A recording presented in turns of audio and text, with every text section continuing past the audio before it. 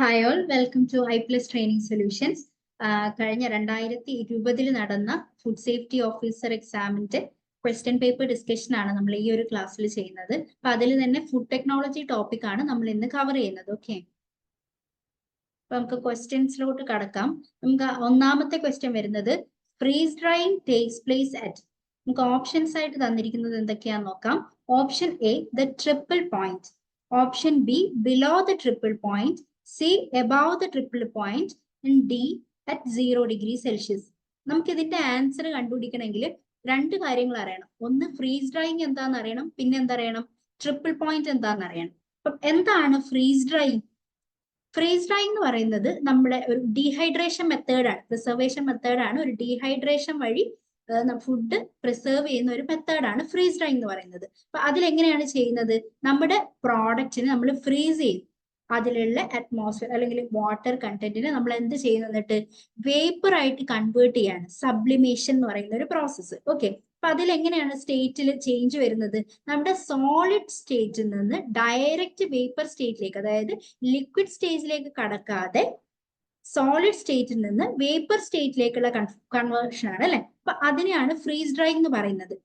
അതിന്റെ നമ്മുടെ വാട്ടറിന്റെ ഒരു ഫേസ് ഡയഗ്രാം ഞാൻ താഴെ കൊടുത്തിട്ടുണ്ട്, അതൊന്ന് ശ്രദ്ധിച്ചാൽ മനസ്സിലാവും എന്താണ് ട്രിപ്പിൾ പോയിന്റ് എന്നുള്ളത്. അതെ കണ്ടോ, ഇവിടെയാണ് നമുക്ക് ട്രിപ്പിൾ പോയിന്റ് വരുന്നത്. ഒരു ഈ ഒരു സ്റ്റേറ്റില് നമ്മുടെ സോളിഡ് സ്റ്റേറ്റും ലിക്വിഡ് സ്റ്റേറ്റും ഗ്യാസും എല്ലാം കോഎക്സിസ്റ്റ് ചെയ്യുന്ന ഒരു പോയിന്റ് ആണ് ട്രിപ്പിൾ പോയിന്റ്. അപ്പൊ നമുക്ക് സോളിഡിൽ നിന്ന് ഗ്യാസിലേക്കുള്ള കൺവേർഷൻ വരണമെങ്കിൽ എവിടെ വരണം? ഈ കർവില് ട്രിപ്പിൾ പോയിന്റിന്റെ താഴെയായിട്ട് അല്ലെ. അപ്പം അതിന്റെ ആൻസർ എങ്ങനെ വരും? Below the triple point. Freeze drying takes place at below the triple point. Option B ആണ് കറക്റ്റ് ആൻസർ വരുന്നത് അല്ലെ. ഓക്കെ, രണ്ടാമത്തെ ക്വസ്റ്റ്യനിലേക്ക് കടക്കാം. എന്താണ്? Use of several methods like temperature, high or low, control of acidity, control of water activity for preservation of food is known as. Option A, huddle technology, B, mixed technology, C, stumbling technology, and D, multiple technology. അപ്പം ഇവിടെ എന്താണ് പറഞ്ഞിരിക്കുന്നത്? ഇതും ഒരു food preservation എന്ന് പറയുന്ന topic എന്ന് വന്ന ക്വസ്റ്റ്യൻ ആണ്. അപ്പം ഇതില് പല മെത്തേഡ്സ് ആണ്, നമ്മൾ പല മെത്തേഡ് ഓഫ് പ്രിസർവേഷൻ ഉപയോഗിക്കുകയാണ്. അതായത് പല ഹഡിൽസ് നമ്മൾ പ്രിസർവേഷന് വേണ്ടി, പ്രിസർവേഷൻ എന്ന് പറഞ്ഞാൽ എന്താണ്? നമുക്ക് അതിലുള്ള മൈക്രോ ഓർഗാനിസത്തിന് ഒന്നുകിൽ അത് ഡീക്കേ ചെയ്യണം, അല്ലെങ്കിൽ അതിന്റെ ആക്ഷൻസ് ഡിലേ ചെയ്യണം അല്ലെ. അപ്പം അതിനു വേണ്ടി നമ്മൾ പല മെത്തേഡ്സ് ഉപയോഗിക്കുക, അല്ലെങ്കിൽ പല ഹഡിൽസ് കൊടുക്കുക. അപ്പൊ ആൻസർ ഏതായിരിക്കും വരിക? Hurdle technology, option A. അപ്പൊ എന്താണ് hurdle technology? Preservative factor or hurdles disturb the homeostasis of micro organism അല്ലെ. അപ്പൊ ഒരുപാട് ഹഡിൽസ് നമ്മൾ കൊടുത്തു കഴിഞ്ഞാൽ micro organism should not be able to jump over all the hurdles അല്ലെ. എല്ലാ ഹഡിൽസും ചാടിക്കടന്ന് മൈക്രോ ഓർഗാനിസത്തിന് സർവൈവ് ചെയ്യാൻ പറ്റില്ല. അപ്പൊ ആ ടൈപ്പ് ഓഫ് ഒരു പ്രിസർവേഷൻ ടെക്നിക് ആണ് ഹഡിൽ ടെക്നോളജി എന്ന് വരുന്നത്. അപ്പം ഓപ്ഷൻ വരുന്നത് ഹഡിൽ ടെക്നോളജി ആണ്. അടുത്ത ക്വസ്റ്റ്യൻ നോക്കാം. Cause and effect diagram is also known as. Option A, quality circles, B, fishbone diagram, C, five force diagram, D, Kaizen diagram.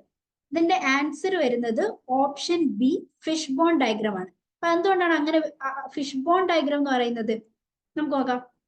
നമുക്ക് ഒരു എക്സാമ്പിൾ ആയിട്ട് ഒരു മാനുഫാക്ചറിങ് പ്രോസസ് എടുക്കാം. അപ്പം അതിന്റെ ആണെങ്കിൽ അതിൽ എന്തൊക്കെയാണ് ഇൻപുട്സ് വരുന്നത്? അതിൽ നമുക്ക് മെഷീൻസ് വേണം, റോ മെറ്റീരിയൽസ്, അല്ലെങ്കിൽ മാൻ പവർ, മെത്തേഡ്സ്, ഇതൊക്കെയാണ് ഒരു കോസ് ആൻഡ് എഫക്ട് കോസിൽ വരുന്നത്. പിന്നെ അതിന്റെ ഒരു എഫക്റ്റ് ആണ് എന്ത്? ഈ മാനുഫാക്ചറിങ് പ്രോബ്ലം. അപ്പൊ അത് ഇങ്ങനെ നമ്മളൊരു ഡയഗ്രാം പോലെ വരയ്ക്കുകയാണെങ്കിൽ ഫിഷ് ബോണിന്റെ ഒരു മാതൃകയല്ലേ വരുന്നത്. അതുകൊണ്ടാണ് ഫിഷ് ബോൺ ഡയഗ്രാം എന്ന് പറയുന്നത്. ഫിഷ് ബോൺ ഡയഗ്രാം എന്ന് മാത്രമല്ല, അതിനെ നമ്മൾ എഷിക്കാവ ഡയഗ്രാം എന്നും കൂടി പറയുന്നുണ്ട്. അതുകൂടി ഒന്ന് ഓർത്തിരിക്കണേ. അടുത്ത ക്വസ്റ്റ്യനിലോട്ട് നോക്കാം. The process in which a specially designed hermetic centrifuge is used to separate bacteria and especially the spores formed by specific bacteria strains from milk is known as.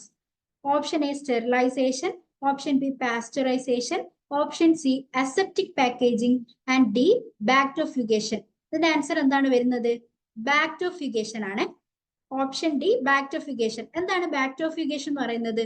അതായത് സെൻട്രിഫ്യൂഗൽ പ്രോസസ് ആണിത്. This is a centrifugal process for removing spores of micro organism from milk. അല്ലെ, മിൽക്കിൽ നിന്ന് micro ഓർഗാനിസത്തിന്റെ സ്പോർസിനെ remove ചെയ്യുന്ന process ആണ്. അപ്പം ഈ മിൽക്കിൽ നമ്മൾ സാധാരണ ഈ പാസ്ചറൈസേഷൻ ആണ്, മിൽക്കിന്റെ പ്രോസസ്സിൽ നമ്മൾ പാസ്ചറൈസേഷൻ പഠിച്ചിട്ടുണ്ട് അല്ലെ. അപ്പം most of other microorganism are inactivated by this pasteurization method. എന്നാലും ഹീറ്റ് റെസിസ്റ്റൻസ് ആയിട്ടുള്ള സ്പോർസ് ഉണ്ടാവും, അത് ഈ പാസ്ചറൈസേഷനെയും സർവൈവ് ചെയ്യും. അപ്പം അതിനെയൊക്കെ നമുക്ക് റിമൂവ് ചെയ്യാനുള്ള ഒരു പ്രോസസ് ആണ് എന്ത്, ബാക്ടോഫിക്കേഷൻ. കൂടുതലായിട്ടും ചീസ് പ്രോഡക്ട്സിന്റെ കാര്യത്തിലൊക്കെയാണ് നമ്മൾ ഈ ബാക്ടോഫിക്കേഷൻ ഉപയോഗിക്കുന്നത്.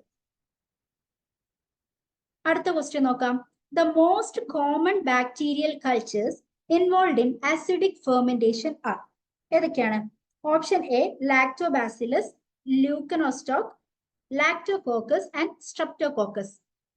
Option B Lactococcus, Bifidobacterium, Lactobacillus and Leuconostoc. Option C Lactococcus, Rhizopus, Lactococcus and Streptococcus. Option D Lactobacillus, Leuconostoc, Lactococcus and Aspergillus.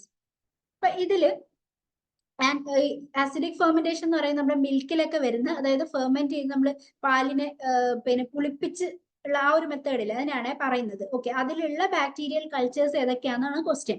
അതിൽ ഓപ്ഷൻ ആൻസർ വരുന്നത് ഓപ്ഷൻ എ ആണ്. ഏതാണ്? ലാക്ടോബാസിലസ്, ല്യൂക്കനോസ്റ്റോക്ക്, ലാക്ടോകോക്കസ്, അതേപോലെ സ്ട്രെപ്റ്റോകോക്കസ് ഒക്കെ. അപ്പൊ അതില് ബാക്കിയുള്ള ഓപ്ഷൻസ് നമുക്ക് എക്സ്ട്രാ വരുന്ന സാധനങ്ങൾ ഏതൊക്കെയാണ്? ബിഫിഡോബാക്ടീരിയം. ബിഫിഡോബാക്ടീരിയം നിങ്ങൾ കേട്ടിട്ടുണ്ടാവും അല്ലെ, നമ്മുടെ ഹ്യൂമൻ ഗട്ടിലൊക്കെ ഉള്ള ഒരു ഹെൽത്തി ബാക്ടീരിയ ആണ് ബിഫിഡോബാക്ടീരിയം വരുന്നത്. പിന്നെ രണ്ടാമത് ഏതാണ്? റൈസോപ്പസ് അല്ലെ, അതൊരു സാപ്രോഫൈറ്റിക് ഫംഗയാണ്. അതേപോലെ ആസ്പെറില്ലസും ഏതാണ്? അതൊരു ഫംഗ ടൈപ്പ് ഓഫ് ഫംഗസ് ആണ് വരുന്നത്. നമുക്ക് അടുത്ത ചോദ്യം നോക്കാം. Which of the following statements are true? താഴെ കൊടുത്തിരിക്കുന്നതിൽ ഏതൊക്കെ സ്റ്റേറ്റ്മെന്റ്സ് ആണ് ശരിയായിട്ടുള്ളത് എന്നുള്ളതാണ് ചോദ്യം. ഒന്നാമത്തെ സ്റ്റേറ്റ്മെന്റ് എന്താണ്? Food high in sugar and other solutes dry more slowly. ശരിയല്ലേ? ഫുഡ് കൂടുതൽ ഷുഗറും സൊല്യൂട്ട്സും അടങ്ങിയിരിക്കുന്ന ഫുഡ് ഡ്രൈ ചെയ്യാൻ വളരെ പതുക്കെ മാത്രമേ ഡ്രൈ ചെയ്യുള്ളൂ. രണ്ടാമത്തത് എന്താണ് statement? As drying progresses the concentration of solutes in water increases, causing the drying rate to slow. അല്ലെ, ഡ്രൈയിങ് പ്രോസസ്സ് നടക്കുന്ന സമയത്ത്, അത് പ്രോഗ്രസ് ചെയ്യുന്ന സമയത്ത് സൊല്യൂട്ട്സിന്റെ കോൺസെൻട്രേഷൻ കൂടുകയും അതിൽ വാട്ടർ കണ്ടന്റ് കുറയുകയും ചെയ്യും. സോ പിന്നീട് ഡ്രൈ ചെയ്യാനുള്ള വാട്ടർ കണ്ടന്റ് കുറവാണ് അല്ലെ, അപ്പൊ ഡ്രൈയിങ് റേറ്റ് എന്താവും? സ്ലോ ആവും. ദെൻ മൂന്നാമത്തത്, water is most difficult to remove. Water that is most difficult to remove is that is chemically bound in the form of hydrates. അല്ലെ, ഹൈഡ്രേറ്റ്സിന്റെ ഫോമിലുള്ള കെമിക്കലി ബൗണ്ട് ആയിട്ടുള്ള water remove ചെയ്യാൻ വളരെ ബുദ്ധിമുട്ടാന്ന് പറയുന്നത് അല്ലെ. അൺബൗണ്ട് മോയ്സ്ചർ അല്ലേ നമുക്ക് എളുപ്പത്തിൽ റിമൂവ് ചെയ്യാൻ പറ്റുക, കെമിക്കലി ബൗണ്ട് ആയിട്ടുള്ള മോയ്സ്ചർ ഡിഫിക്കൽട്ട് ആയിരിക്കും. സോ അതും ശരിയാണ്.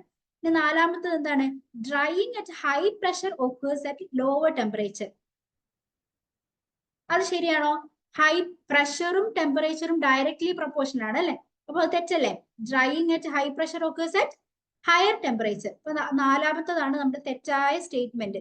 സോ ആൻസർ വരിക ഓപ്ഷൻ ബി ആണ്. 1, 2 and 3 are the correct statements. ഇനി അടുത്ത ക്വസ്റ്റ്യൻ നോക്കാം. Food items should be subjected to micro frequencies such that the dielectric constant is dash and loss factor is dash. ഈ ഒരു question നമ്മുടെ microwave heating ആ ഒരു area എന്നാണ് വരുന്നത്. അപ്പൊ അത് നമുക്ക് കംപ്ലീറ്റ് അറിഞ്ഞാൽ മാത്രമേ ഈ ആൻസർ ചെയ്യാൻ പറ്റുള്ളൂ. ഇതിന് ആൻസർ അറിഞ്ഞിരിക്കുക. ഡൈഇലക്ട്രിക് കോൺസ്റ്റന്റും ലോസ് ഫാക്ടറും രണ്ടും മിനിമം ആണ് വേണ്ടത്. So the option is C.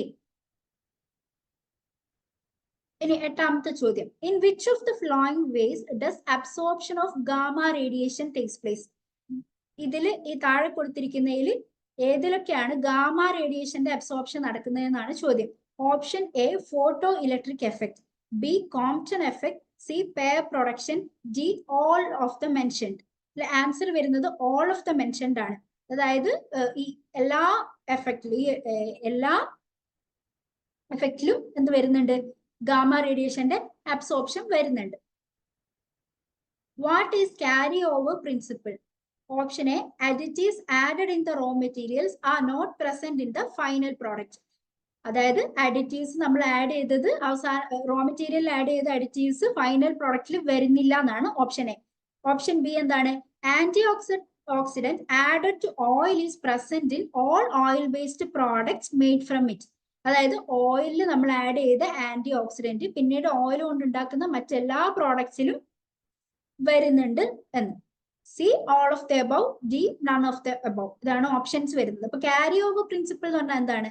Simple ആയിട്ട് പറയുകയാണെങ്കിൽ നമ്മൾ എന്താണോ ആഡ് ചെയ്യുന്നത്, റോ മെറ്റീരിയൽസിൽ എന്താണോ ആഡ് ചെയ്യുന്നത്, അത് നമ്മുടെ ഫൈനൽ പ്രോഡക്റ്റ് വരിക അത് ക്യാരി ഓവർ ചെയ്തു പോകും. അതായത് ഒരു മീഡിയം നമ്മൾ എന്തെങ്കിലും അതിലൊരു പ്രോഡക്ട്സ് ആഡ് ചെയ്തിട്ടുണ്ട്, ആ ഒരു മീഡിയം ഉപയോഗിച്ച് നമ്മൾ ഉണ്ടാക്കുന്ന എന്ത് പ്രോഡക്ട്സ് ആണെങ്കിലും അതിലെല്ലാം ഈ നമ്മൾ ആഡ് ചെയ്ത സംഭവം ഉണ്ടാവും. അതാണ് ക്യാരി ഓവർ പ്രിൻസിപ്പിൾ. അങ്ങനെയാണെങ്കിൽ നമ്മുടെ ആൻസർ ഏതാ വരിക? ബി അല്ലെ? Antioxidant added to oil is present in all oil based product made from it. അടുത്ത ചോദ്യം എന്താണ്? Difference of green tea from black tea is that. Option A, the oxidation process is omitted. Option B, the tea leaves are steamed in a pan before rolling to prevent oxidation by enzymes.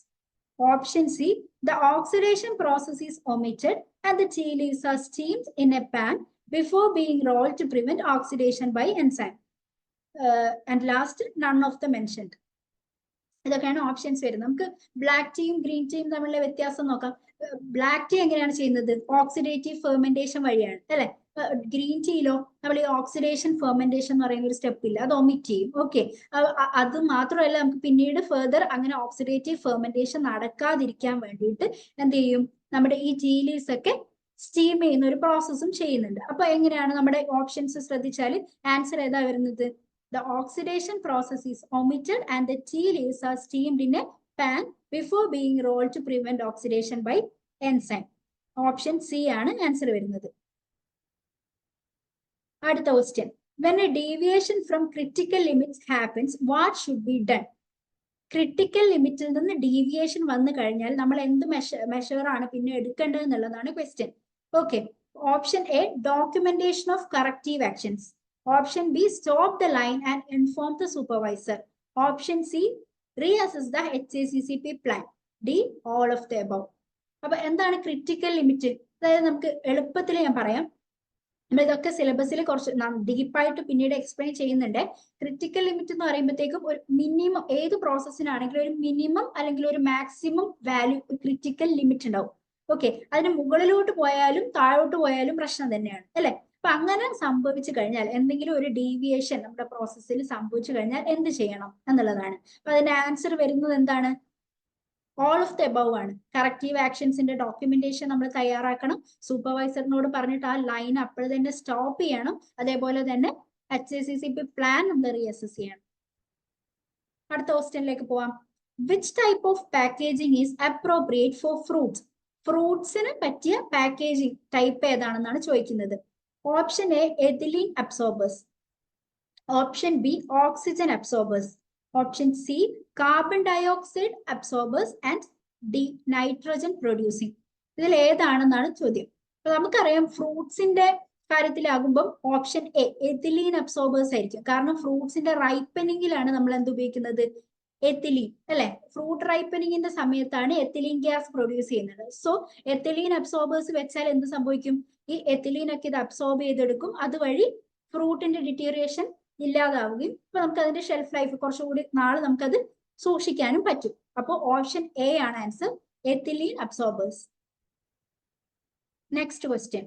Which of the following is true about death time curve method to sterilize canned food? Option A, it tells us the time and temperature to sterilize canned food. B, it tells about the heat penetration of the container. And option C, it tell us about the heat conductivity of the container. And D, all of the mentioned. അതിൽ ഈ sterilised ക്യാൻഡ് food നമുക്കൊക്കെ അറിയാം. ഇപ്പൊ super മാർക്കറ്റിലൊക്കെ നമുക്ക് fish ഒക്കെ ക്യാൻഡ് ഫുഡിൽ നമുക്ക് കിട്ടുന്നുണ്ട് അല്ലെ?